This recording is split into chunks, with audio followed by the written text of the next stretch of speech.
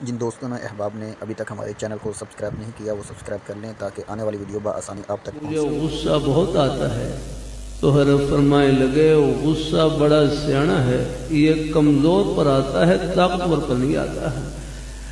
فرمائے لگے یہ سوچ لیا کریں کہ ایک ذات ایسی ہے جن کے قبضہ قدرت میں سب کچھ ہے، وہ اپنے بندوں کے ساتھ نرمی والا معاملہ، رحم کرم والا معاملہ، ہم بھی ان کے بندوں کے ساتھ یہی معاملہ کریں۔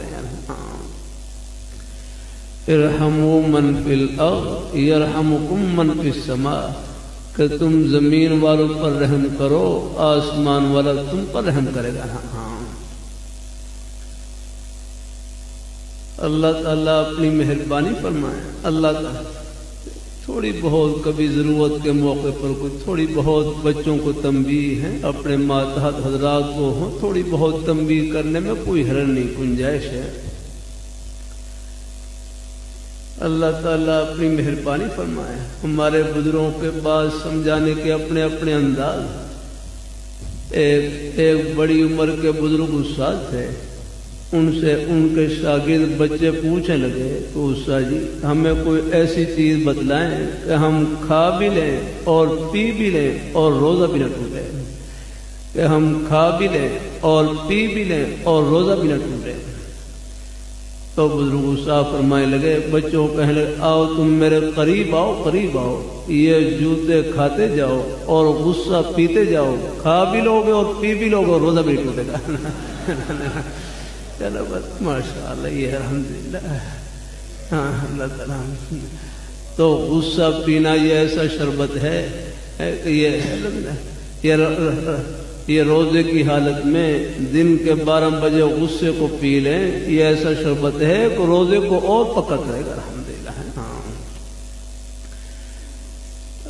بس بڑوں کی باتوں میں نور ہی نور الحمدللہ۔ ہاں پھر حدیث شریف میں غصے کا علاج بھی آیا ہے، حدیث شریف میں غصے کا علاج بھی آیا ہے۔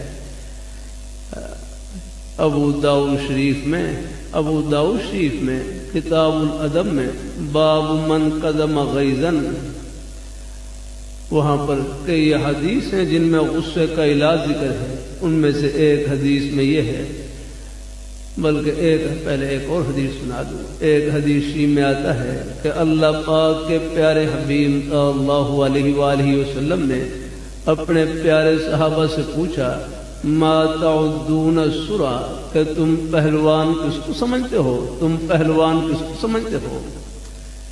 صحابہ کرام نے رکھی الذی لا یسرعہ الرجال، کہ پہلوان وہ ہے کہ جس کو عام آدمی بچھاڑ نہ سکے، جس کو عام آدمی گرا نہ سکے۔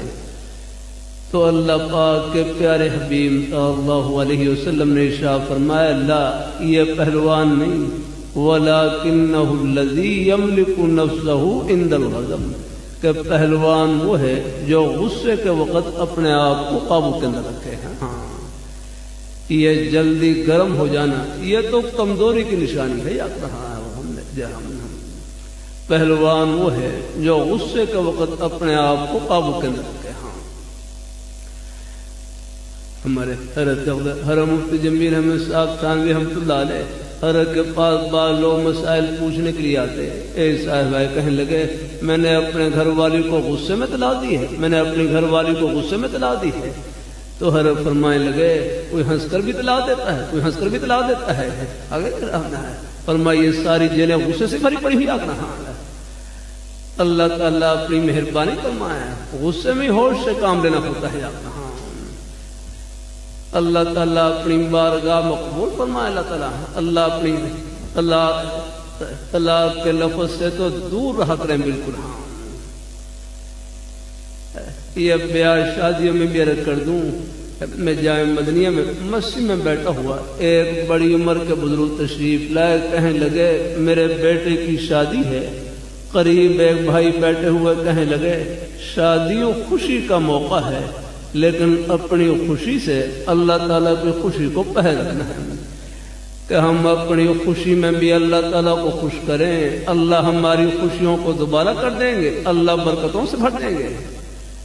پھر بیاہ شادی میں کوشش کیا کریں، اپنی ہمت سے زیادہ خرچہ نہ کیا کریں، مطالبات نہ کیا کریں، زیادہ رسم و رواج میں نہ پڑا کریں۔ جب بیٹی مل گئی سب کچھ مل گیا۔ کسی کی بیٹی کی ہم قدر کریں گے، ہمارے گھروں میں بھی یہ بیٹیاں موجود، اللہ ان کو برکتوں سے بھر دیں گے۔ ہاں،